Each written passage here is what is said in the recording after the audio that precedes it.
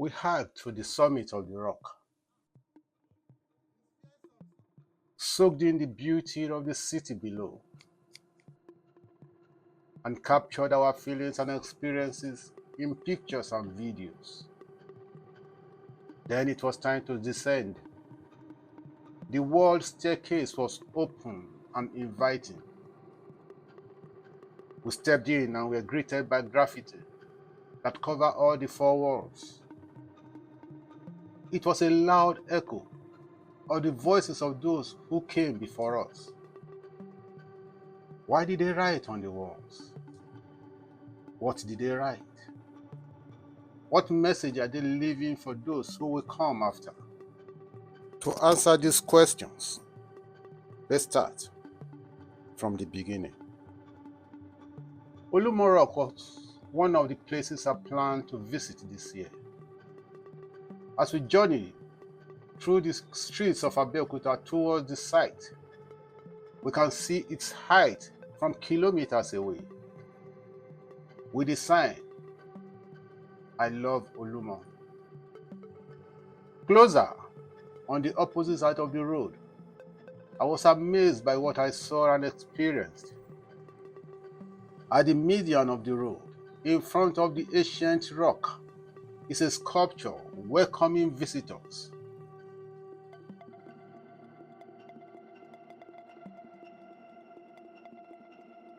It was a Saturday morning, and to my amazement, the well-decorated third corridor leading to the gate was crowded. They were mostly youngsters, individuals, couples, student groups from tertiary and primary schools, families of mothers and their children. Some were admiring the art that surrounded them. Others took pictures to commemorate the experience. It looked like a scene from a festive season. This is how it is every day, a security guard whispered to me. I must say the site was not just colorful. It was completely neat and clean. No litter. Not even one biscuit wrapper. To the right, after the gate, stands a structure designated Nike Art Gallery. Strategically placed on its porch and patio are different works of art, replica of horse, lion, tortoise, cows, photographers, made from assorted materials. Moving forward, at the road intersection is the towering statue of Lisabi, the legendary Egba liberator. He was a warrior and farmer from Itoku in Egba land. History has it that Egba people were under oppressive Oyo rule, forced into heavy labor and tributes. Lisabi secretly organized Egba men into a resistance group, and they overthrew Oyo domination over the Egba. He inspired their escape southward to Olumo Rock and restored freedom and self-rule for the people.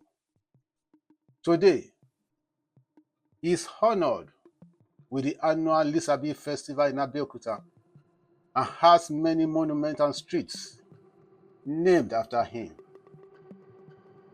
Further away, at the foot of the rock, between the lift and the stairs, is another massive statue. It looks royal. It's called Sodeke. If Lisabi won freedom for the Egba, Sodeke gave them a future, a home under the rock where hope could grow again. After the Egba rose against Oyo oppression under Lisabi, Sodeke became the leader who guided their migration southward. He discovered the region around Olumo rock. He saw the rock's protective strength. He unified Egba group, Ake, Owu, Okeona, and Gbagura into one settlement. He helped establish Abeokuta around 1830 to 1834. Now it was time to climb the rock. For ease of ascent, a stairway of 121 steps with handrails was constructed to take visitors to the first rest point. Here, we stopped to appreciate the area views of Abeokuta that gradually unfolded beneath us and took more pictures. Next was a flight of about a dozen steps that took us closer to a pile of massive rocks with frightful crevasses.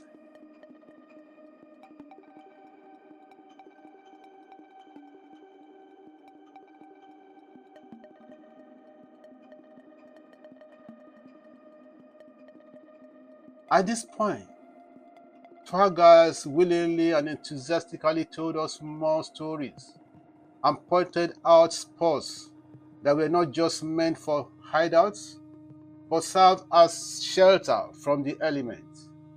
So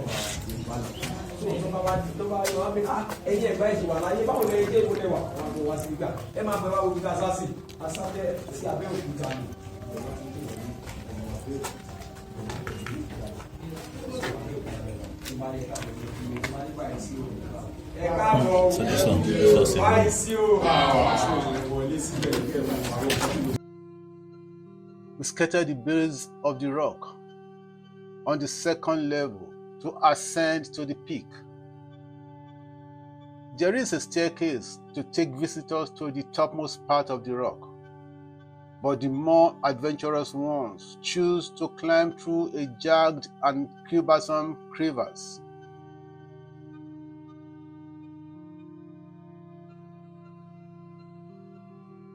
The summit of the rock reveals more of the ancient city of Abeokuta.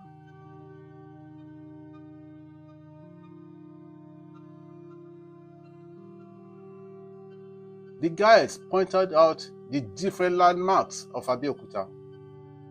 The distant Ogun River that snaked through the center of the city. The palace of the Alaoke of Egba land. Structures of church and the central mosque. We took some more pictures and rested to soak in the panoramic view of Abeokuta. When the time came to descend, we stepped into the staircase. That was when we were greeted by the graffiti. Every inch of the four walls of the staircase was covered with inscriptions. People wrote their names, dates, signatures, and love messages. It's essentially public journaling, a way to say, I was here, I conquered this. Remember me. I was tempted to drop a line of mine too, but then the word vandalism popped up in my mind. Then I decided to write it in your heart. There you have it, my experience of Olumo rock.